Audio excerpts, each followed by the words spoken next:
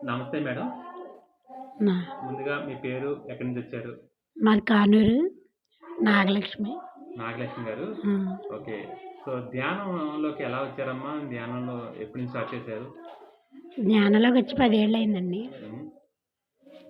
So, ఏ విధంగా మీకు తెలిసింది ధ్యానం గురించి? అసలు మొదటి పరిచయం ఎలా జరిగింది? పరిచయం అంటే మామూలుగా వెంకట్రావు గారు శివాలయంలో పెడతారండి మధ్యాహ్నం మాటలు ఓకే. 2 to 4. హ్మ్. ఎవరండి? వెంకట్రావు గారండి వెంకట్రావు కానూరు. గారు. కానూరు వెంకట్రావు గారు. ఉమ్, ఓకే. 2 to 4 పెడతారండి. ఓకే. ఒక గంట షాకర్ గారు వెళ్తారు, ఒక గంట నేను వెళ్తాను. ఓకే. సార్ వెళ్తారు ఒక గంట నేను వెళ్తాను. హ్మ్. అక్కడ కూర్చోవడం మొదలెట్టాడు. ఓకే. సో, ధ్యానం చేసుకుని ఎన్ని సంవత్సరాలు చేస్తున్నారు కదా? చేసి నుంచి ఇక మీకు ఎలా ఉంది? మీ అనుభవాలు ఏంటి ధ్యానంలో?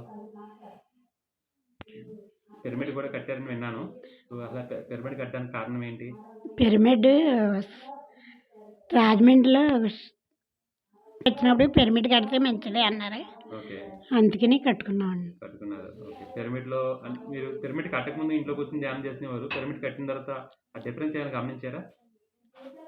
పిరమిడ్‌లో ధ్యానానికిని, బయట చేసిన ధ్యానానికి ఏదైనా మీలో మీకేదైనా తేడా అనిపించిందా?